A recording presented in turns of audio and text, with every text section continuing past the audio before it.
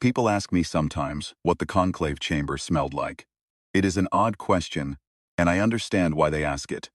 They have seen the official photographs, the painted reconstructions, the holographic recreations commissioned by the diplomatic corps for what they now call the tertiary archive. They have seen the vaulted nave, the burning amber light suspended in columns from the apex, the tiered ranks of ordained speakers curving upward in their white and copper robes like a geological formation given the capacity for outrage. They want something to make it real. And the honest answer is incense, though not the kind you burn for comfort. The ordained burned it to mark the passage of sacred deliberation, a resin from a tree that no longer exists on their homeworld, imported at extraordinary expense from a moon in the outer reaches, because the doctrine of continuity required that every session of the conclave smell exactly as it had smelled for 600 years.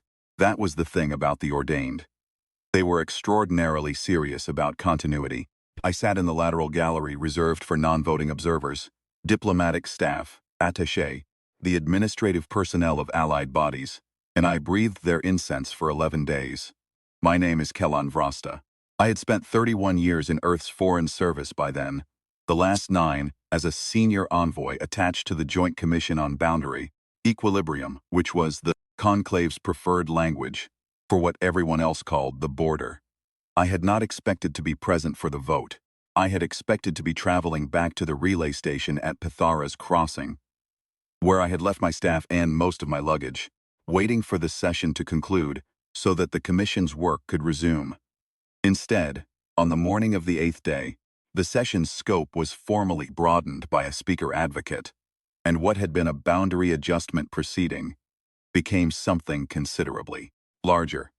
The ordained did not move quickly as a rule. 600 years of institutional memory will do that to a body. It builds up layers of procedure the way sediment builds up layers of stone, and the deliberation that emerges is dense and unhurried and feels, to someone trained in the faster cadences of human diplomatic practice, almost geological. But when they moved with the full weight of everything behind them, and that weight was not nothing. The conclave of the ordained reaches governed, if governed is the right word, administered perhaps, consecrated. A stretch of settled space, containing 41 inhabited systems, and something on the order of 300 billion souls. They had been doing so, in one doctrinal form or another, for longer than humanity had possessed spaceflight. They were not accustomed to the experience of being wrong. The matter before them, in the formal language of the session, was the resolution on sanctified boundary integrity. In plain language, it was a punitive decree against Earth, arising from an incident 3 months earlier, in which an automated survey buoy operated by the Terran Cartographic Survey had crossed into a zone the ordained considered, though had never formally marked as sacred approach space for the shrine of the 32nd reconciliation. The buoy had taken no readings of the shrine. It had not transmitted. It had, by every technical measure, simply drifted 600,000 kilometers into a region that the ordained had not communicated was restricted, remained there for 19 hours while its navigational correction protocol ran, and then moved on. No human crew had been involved. No human had known it happened until the conclave's formal protest arrived at Earth's embassy on Ordinal Station 40 days later.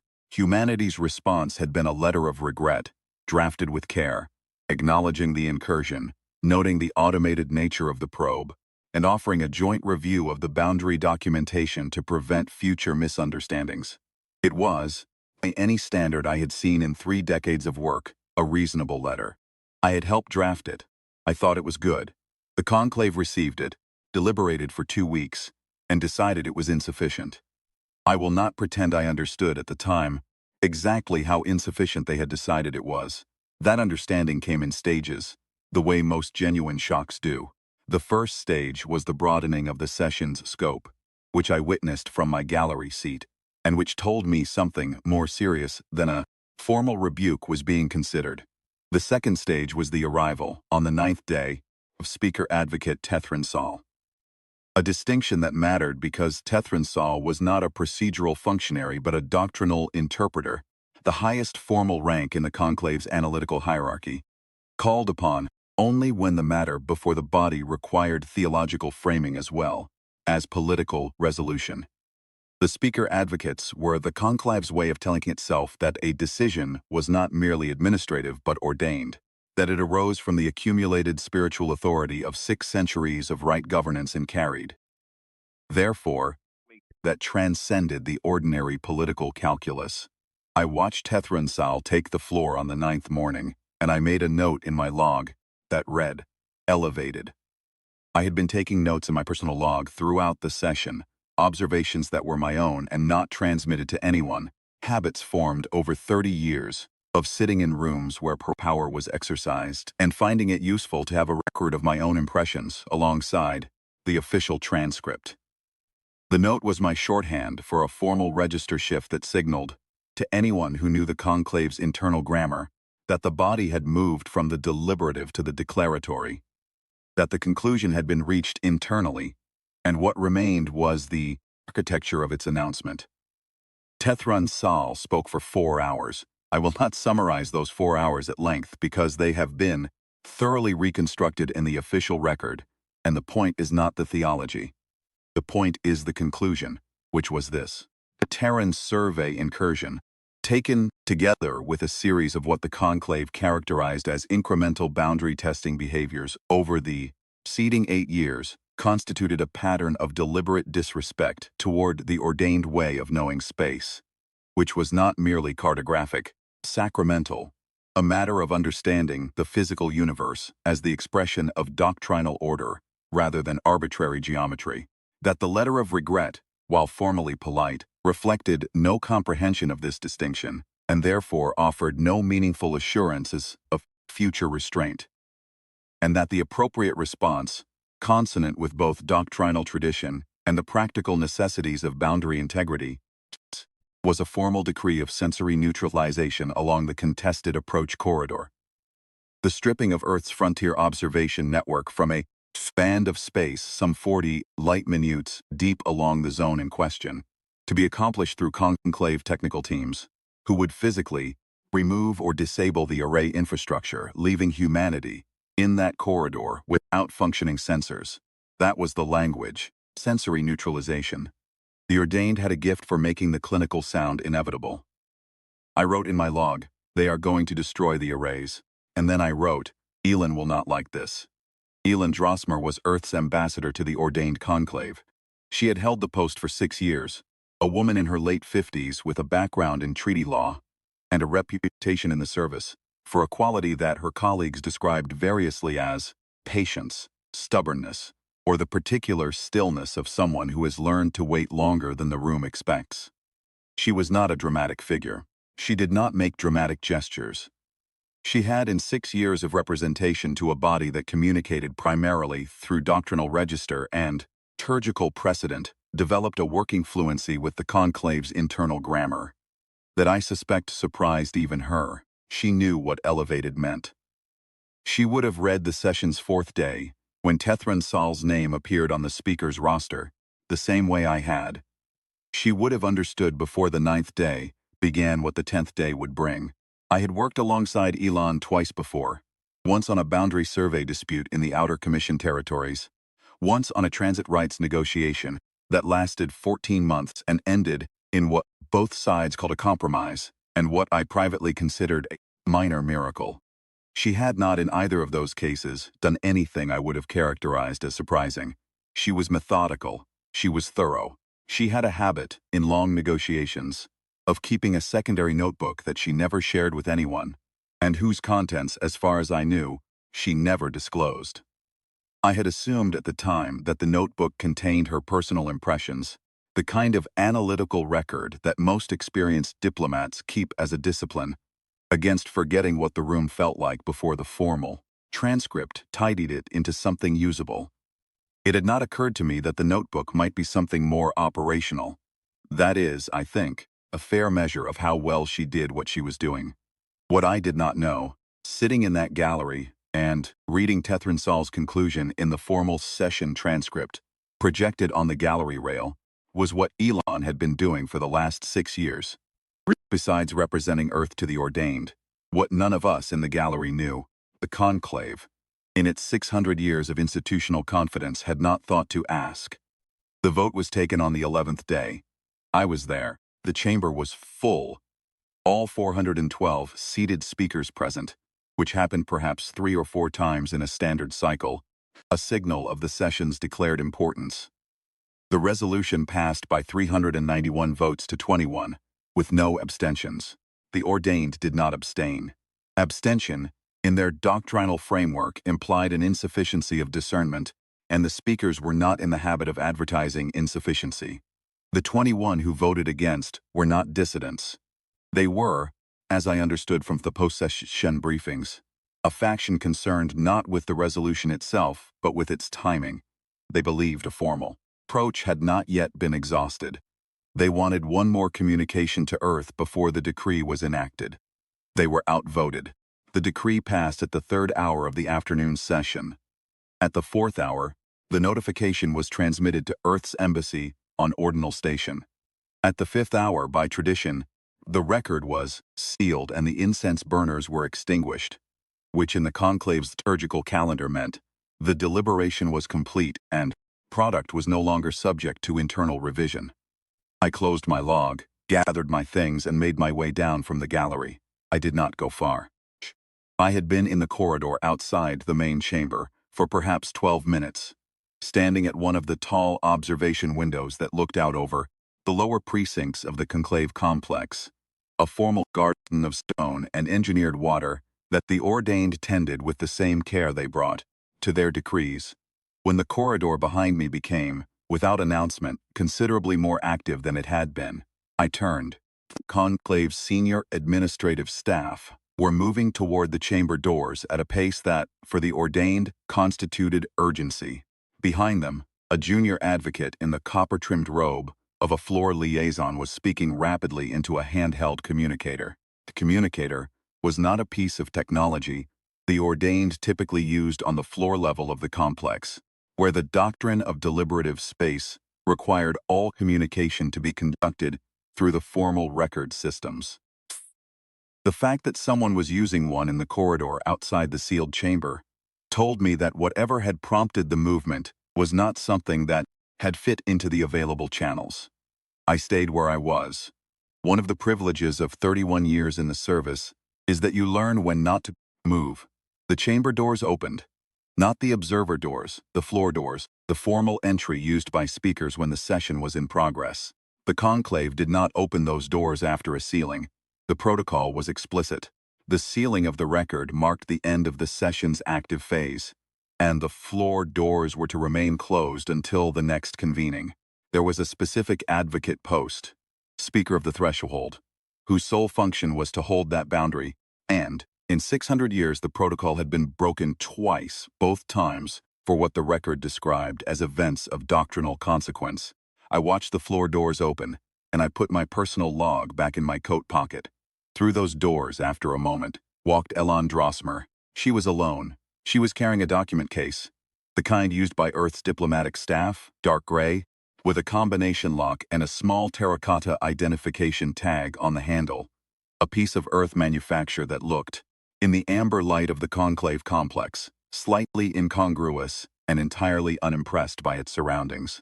She was wearing the formal diplomatic coat she had worn to every session I had seen her attend. Dark blue, high collar, no insignia beyond the small enamel pin of Earth's diplomatic corps that she wore on the left lapel, a single blue circle on a white ground. Hair was the same as it always was, close gray, tidy. Her face was the same as it always was, composed. She walked through the floor doors and into the chamber, without pausing, without presenting credentials to the Speaker of the Threshold, stood to one side with the particular expression of someone whose entire professional identity has just been confronted with a situation it has no framework for. She did not look at me. She did not look at anyone in the corridor. She walked as though the path from the doors to the floor of the chamber was a straight line, and there was nothing on either side of it worth noting. I moved to the doorway. 2 of the administrative staff were already there. Nobody stopped me. Nobody stopped them. I think in retrospect that the Speaker of the Threshold was too occupied with the question of what had just happened to the protocol to address the secondary question of who was now standing in the doorway watching it. The chamber was not empty. The speakers had not yet departed their tiers. The sealing of the record did not require them to leave immediately. It merely ended the formal deliberative phase, and many of them had remained to speak to one another in the informal exchanges that followed a significant vote. So when Elon walked onto the floor of the chamber, she walked into a room that contained 380 or so beings who had, 45 minutes earlier, voted by an overwhelming majority to strip Earth's frontier sensor network from the border corridor. She walked to the center floor. The center floor of the conclave chamber was not a speaking position in any formal sense. The ordained did not use a podium. They spoke from their tiers, from their designated advocate positions. From the floor approaches, on either side of the formal processional, the center floor was where the session record was kept. It was where the senior archivist sat during deliberation. It was not where you stood to address the body. She stood there anyway. The room had not been quiet when she entered. It was quiet now. The ordained were many things, but they were not obtuse about the grammar of a room, and the grammar of this room had changed in a way that 400 years of institutional sense told them to pay attention to. She set the document case on the floor in front of her. She opened it. She took out a single bound volume, roughly the size and shape of a standard treaty document, the kind used in formal exchange, dark gray cover with a terracotta seal, and she placed it on the center floor beside the case. She straightened. She looked at Tethrun Sal, who was standing 3 tiers up on the left curve of the chamber, still in conversation with 2 other speakers. Tethrun Sal had turned when the room went quiet. Their face, the ordained, had 4 eyes, arranged in a slight diamond pattern, and their expressions registered primarily in the positioning of the outer 2 were capable of a range of lateral movement that human faces couldn't replicate. Was, in the moment Elon's gaze found it, one I had not seen on a speaker advocate before. Not alarm, not offense. Something more careful than either of those. Elon said 4 words. Read the 3rd section. And then she walked out. Not through the floor doors she had entered by. Through the observer access, the back corridor, the way I had come down from the gallery, a path that took her past me in the doorway. She did not look at me as she passed. She did not nod. She walked as though the trajectory she was on had no reason to account for obstacles. And I stepped aside, not because I was directed to, but because the alternative felt, in the moment, like an error in judgment. I heard her footsteps recede down the corridor. I heard a few seconds later what sounded like the exterior access door at the far end being opened, and then the corridor was quiet. In the chamber, nobody moved for what I estimate was close to 40 seconds. I counted, 'cause I had nothing else to do, and my mind does that when it is trying to anchor itself. 40 seconds of a chamber that had moments ago contained 380 beings in post-deliberative conversation, and was now utterly still, the way a room becomes still, not when it is empty, but when everyone in it is paying attention to exactly the thing in exactly the same way. Then, Tethrun Sal came down from the 3rd tier. They walked to the center floor. They crouched. The ordained crouched differently than humans. Their joints flexed in the opposite configuration, so that what looked at first like a fall was a controlled, just lowering, and they picked up the bound volume. They held it for a moment. Then they opened it to the 3rd section as directed, and they began to read. I could not see their face from the doorway. I could see the faces of the speakers nearest to them on the lower tiers, and I watched those faces do something I have tried, in the years since, to describe accurately. It was not panic, not at first. It was the expression of people who had reached, with great confidence, for something they expected to find in a particular place, found instead that the thing they had grasped was not what they had believed it to be. A recalibration. A quiet, rapid, internal revision of a set of assumptions that had, until 30 seconds ago, felt as solid as the 600-year record sealed in the archive behind them. 2 speakers stepped down from their tiers. 3 more. Tethsal passed the volume to the nearest of them without looking up, still reading. They were reading the thing while passing it, told me the volume was long enough that a single reading was not going to settle the question. I understood at this point that I needed to find out what was in that document. But first, for a moment, I stood where I was and let the room settle over me. This is something you learn in the service, over many years and many rooms. Not every situation requires you to move immediately toward the thing you need to know.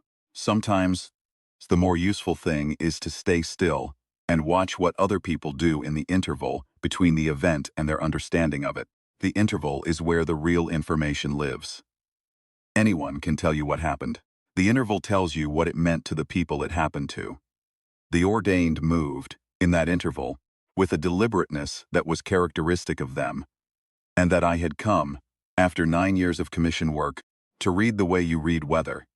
Not by any single sign, but by the aggregate of them, combination of small movements and stillnesses that together indicated the direction things were going. 2 of the junior advocates had descended from their tiers and were consulting with the floor archivists, which meant they were trying to establish, through the formal record channels, something that the record could not answer. Because if the record could have answered it, they would have started there. Not with the archivists. A senior speaker on the far curve of the chamber had turned away from the group around her and was standing alone, looking at nothing in particular, which in any deliberative body means the same thing. The individual has arrived at a conclusion that the group has not yet reached and is deciding what to do about it. Tethran Sal was still reading, which, given the speaker advocate's reputation for analytical speed, told me the document was either unusually long or unusually dense or both. It was both, as I later learned, but that came after. I am a retired man now, and I have the luxury of telling you this plainly, in a way I could not have at the time. What was in that volume was 3 years of intelligence. Not sensor data from the frontier arrays along the contested border corridor. Not the readings from the survey buoys or the relay stations or any of the infrastructure that the Conclave's resolution had, 45 minutes earlier, decreed would be stripped and disabled. What was in that volume? All 437 pages of it, organized by system, by date, by classification tier, and by the specific Conclave command authority responsible for each entry, was a complete record of every fleet movement, every coded operational order, every internal strategic directive that the ordained Conclave had issued in the border, corridor and the 16 systems adjacent to it for the past 37 months. Every fleet movement, every coded order. The sensor arrays that the Conclave had voted to destroy were not Earth's primary observation infrastructure. They were not even secondary. They were, in the language that would later be used in the service's internal review, bait. They were the thing you show someone who is looking for what you can see with, so that they look at the thing and are satisfied, and do not look for the means by which you are actually seeing. I did not know this. My colleagues did not know this. The 23 members of my section at the Joint Commission did not know this. Elan Drossmer had not told us, and she had not been required to tell us. Because the program that had produced that archive was not a commission program. It was not a diplomatic program at all. It was something that had been running, quietly, 6 years. Running while Elan attended sessions and drafted formal protests and appeared, to the Conclave, and to most of Earth's own diplomatic staff, to be doing the ordinary work of representation. The Conclave had believed that the arrays were Earth's eyes. They had built their strategic assessment of Earth's awareness around that belief.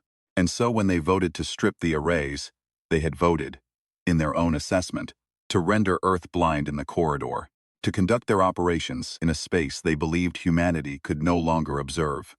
To have, in the shadow of that blindness, the freedom to move as they wished, without the inconvenient awareness of the species they had just formally sanctioned. What they had actually voted to do was destroy a collection of equipment that Earth's Intelligence Directorate had built to look exactly like a primary observation network, and that functioned, in operational terms, as a very expensive distraction. The means by which Earth had actually been observing the corridor for 3 years were not in the document. Elan had not put them in the document. The document contained the product, the intelligence gathered, but not the method. This was deliberate, and I came to understand, in the weeks after, why it was deliberate, because the method was still operational, and because the fact of the method's existence was a more powerful thing to leave unspoken than anything that naming it could have accomplished. You do not need to tell someone how you see. You only need to show them what you saw. The implication does the rest. I watched the volume move around the lower tiers of the chamber.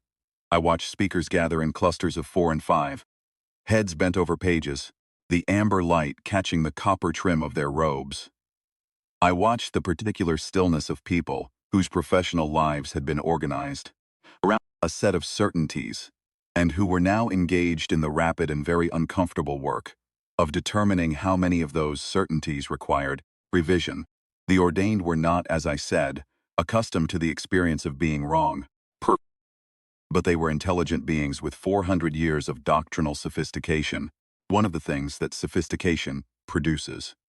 If the institution is healthy, and the conclave, for all its weight and arrogance, was a healthy institution, is the capacity to recognize the shape of a situation before you have fully processed it. They were recognizing the shape now. I thought about what Elon had said, 4 words. Not an accusation, not a protest, not a formal statement for the record, a direction. Read the 3rd section. There was something almost pedagogical about it. The patience of a teacher who has waited for the student to reach the conclusion on their own, and who offers at the last moment only the pointing finger, not the answer. I thought about the 21 speakers who had voted against the resolution. I wondered if any of them had known. I did not think so. I thought their dissent had been precisely what it appeared to be, a procedural caution, preference for one more communication before the decree was enacted. I thought they had not known what Elon knew, and I thought that meant the warning the conclave had failed to receive had not been encoded in any of the formal channels. It had been sitting in a document case in the hands of a woman who had attended 11 days of deliberation without speaking, or objecting through the available mechanisms, without doing anything except watching and waiting for the conclave to complete its decision. He walked through the floor doors and showed them what the decision meant. I have thought about that choice many times since, the choice not to intervene, the choice to let the vote happen, to let the decree be sealed, to let the record close, and only then to walk in and place the thing on the floor. Elon has not spoken publicly about it in the years since, and I have not asked her directly, because I think I understand the logic, and asking would be somewhat redundant. The document, presented before the vote, was evidence to be argued over, contested, questioned, explained away. Presented after the decree was sealed, after the deliberation was complete, after the conclave had committed itself in the most permanent way its institutions permitted, the document was something different. It was the thing the conclave had made its decision without knowing. It was the measure of how large the gap was between what they had believed they understood and what they had actually understood. You cannot argue with a gap. You can only look at it. There is also this, which I worked out in the months following and which I believe to be correct. By presenting the document after the vote rather than before, Elon had removed from the conclave the option of making the document itself the subject of the dispute. If the volume had arrived during deliberation, submitted as a formal communication, entered into the session record, assigned to a committee for review, the ordained would have done what the ordained do with difficult evidence. They would have convened a doctrinal assessment, appointed interpreters, spent 6 weeks determining whether the materials were genuine, authentic, and relevant to the matter before them, and issued a finding in the 7th register that either accepted or declined time to accept the documents. Implications.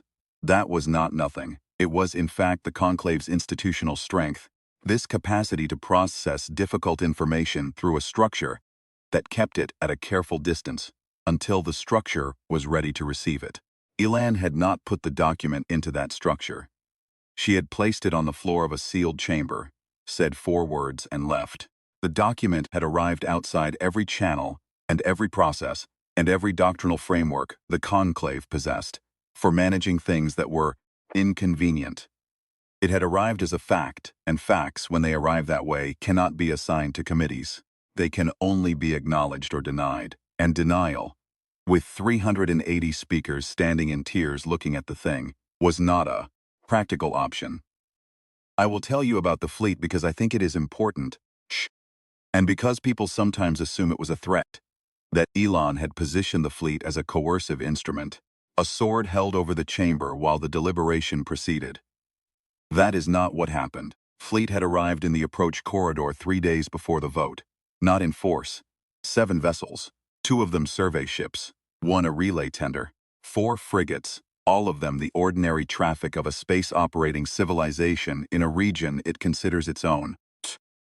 They had arrived through the corridor approach because that was the route, and they had not announced themselves in any particular way because the corridor was not at that point a declared exclusion zone, and Earth's ships had no obligation to announce their movements in it. The Conclave had noted their arrival. The Conclave's operational staff had logged them as routine traffic and filed them in the movement record. When Tethran Sal looked up from the bound volume, I cannot tell you how much later that was. I had lost count of my seconds and my watch was in my bag. The first thing they did was walk, without speaking, to the chamber's eastern facing, was fitted with a series of observation apertures in the outer hull. Not the dome. The Conclave complex was not a domed structure. That is a reconstruction artist's invention, and it has always slightly irritated me. A series of elongated apertures, tall and narrow, filled with a composite transparency that the ordained kept polished because it looked out over the upper precincts of the complex, and, beyond those, to the open approach corridor. The 7 ships were there. They had been there for 3 days. They were not doing anything threatening. They were not in formation, not deployed in any posture that a military analyst would characterize as aggressive, not any closer than they had been when the Conclave's staff had logged them as routine traffic. They were simply there, in a corridor that the decree had just declared would be stripped of Earth's observation infrastructure, in a region that the Conclave had believed Earth could no longer watch with any useful resolution. And they had been there for 3 days, Cheems, and the document on the center floor of the chamber was 3 years, of evidence that the watching had never depended on the infrastructure the decree had targeted. I watched Tethran Sal stand at the observation aperture for a long time, long enough that I began to feel, in the particular way you feel things when you have spent 30 years in rooms where power is exercised, that I was witnessing not the aftermath of a political miscalculation, but something more consequential, the moment in which a very large institution, moving with the full weight of 600 years behind it, arrived at an understanding it had not possessed when it began moving and which it could not now easily reverse. The speaker advocate's outer eyes moved, laterally, in the expression I could now, with some confidence, identify. Not alarm. Not offense. It was the expression for when you have arrived at a place you did not intend to go and find that the route back is not the one you came by. Nobody spoke to me. Nobody asked me to leave. I stood in the doorway for what I later calculated was close to 2 hours. And in those 2 hours, the chamber went through 3 distinct phases of reaction. The initial stillness, a period of rapid lateral movement, as speakers congregated and the volume was passed, and the contents began to be processed by the full body, and then a third phase that I can only describe as the settling of a very large thing under its own weight. Not collapse, not panic, something more like the sound of a structure that has been loaded beyond its expected tolerance, not breaking but flexing in ways its engineers had not planned for. The 21 who had voted against the resolution were, I later learned, the first group to formally request a procedural convening for the following day. First thing the Conclave formally communicated to Earth's embassy after that session was a request, not a demand, not a notification, quest, for the resumption of commission proceedings under expanded mandate. The communique was drafted in the 4th register of the Conclave's formal scale, which was the register used when the body was communicating, not from a position of doctrinal authority, but from a position of, as the formal grammar put it, considered inquiry. In 31 years, I had seen the Conclave use the 4th register twice. Both times, it was when they wanted something. They were not certain they had the standing to require. The expanded mandate took 8 months to negotiate. The boundary thought documentation was jointly reviewed, jointly marked, jointly published in both parties' formal cartographic registers. And the approach corridor in question became one of the better defined zones in the entire sector. The sensor arrays, the visible ones, the ones the decree had targeted, were not rebuilt, because Earth declined to rebuild them, and the Conclave did not press the point. The infrastructure they replaced was not disclosed, and the Conclave did not ask. There is a particular kind of institutional wisdom that knows when a question is better left unasked, and the ordained, in the period following the Shanite have described, displayed it with a consistency that I came, over time, to genuinely respect. Elin Drossmer retired from the service 2 years after those negotiations concluded. I attended her retirement reception, was held at the Commission's offices on Ordinal Station, a small, quiet event, which was appropriate because Elon was a small, quiet person in all the ways that mattered. She stood near the window that looked out over the station's docking ring and accepted the congratulations of the people who had worked alongside her for 6 years, without any of them knowing the full shape of what she had been doing. She drank the ceremonial wine. She said she was looking forward to gardening, which was either genuinely what she intended to do or the driest thing she had ever said. And with Elon, I was never entirely certain which. I asked her that evening only one thing. Not about the intelligence program. Not about the arrays or the document, or the decision to wait until after the vote. I asked her why 4 words. She looked at me for a moment in the way she had of looking at things. Attentively, without rush, as if the answer was already there, and the question was simply a way of drawing it out. Because that was all it needed, she said. She was right. She was entirely right. And I have thought about those 4 words in the years since. In the context of everything I know now about what she had built and how long she had been building it, and I have concluded that the brevity was not incidental. The brevity was the point. The Conclave had voted to blind us. The document, placed on the floor of the sealed chamber by a woman who said 4 words and walked out, was not a threat and was not a counter-resolution and was not a speech. It was a fact, a single fact, laid down with the quiet assurance of someone who had known for 3 years exactly how the room would feel when it arrived at an understanding of what that fact contained. We had already seen them coming. We had seen every move they made in that corridor for 37 months. We had seen the fleet deployments they believed were unobserved, the operational orders they believed were coded beyond any monitoring system we possessed. The strategic postures they had built, our awareness was limited to the infrastructure they could see, and, when they chose, destroy. We had seen all of it, and the seeing had not produced a confrontation, had not produced a counter-deployment, had not produced anything except the quiet accumulation of a record, patient, thorough, complete, that was placed on a floor in a sealed chamber, at the moment the Conclave believed it had made humanity blind, to show the Conclave what seeing actually meant. I am retired now. I have been retired for 4 years. I tend a small yard behind the house I share with my wife on a station in the outer settlements. Not gardening, exactly, mostly repairs, which suits my temperament better. I follow the Commission's work from a distance as a reader rather than a participant. The border corridor is quiet. It has been quiet for 11 years. The ordained and humanity work together now. Corridor, where the Conclave once voted to strip our eyes, and they work together with a particular care that I have sometimes heard described by people who know only the broad outline of the history as the natural caution of neighbors who have had their differences and found their way past. That is not wrong. It is simply incomplete. The caution on the Conclave side has a specific texture to it that I recognize from the chamber. From the expression on Tethron Sal's face at the observation aperture, looking out at 7 ships in a corridor they had believed was going dark. It is the caution of an institution that has learned, in the most concrete possible way, that the gap between what it understood and what was actually true was considerably wider than it had believed. An institution that learned this not from a declaration, not from a formal protest, from anything said or argued or demanded, but from a document placed on a floor and 4 words, and the sound of footsteps receding down a corridor.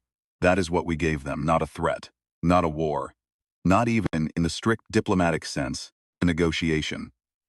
A fact placed in front of them at the moment they were most certain they had reduced our capacity to act, and the quiet understanding that there were others we had chosen not to place beside it. The ones we kept were not a secret, exactly. They were simply the remainder of what we knew, the portion we had decided for now to leave in the case. For now, the ordained are an old institution. They understand continuity. They understand patience. They understand, better than most, the significance of a thing that has been accumulating quietly for a very long time. And that has not yet shown you everything it contains. We got along fine after that.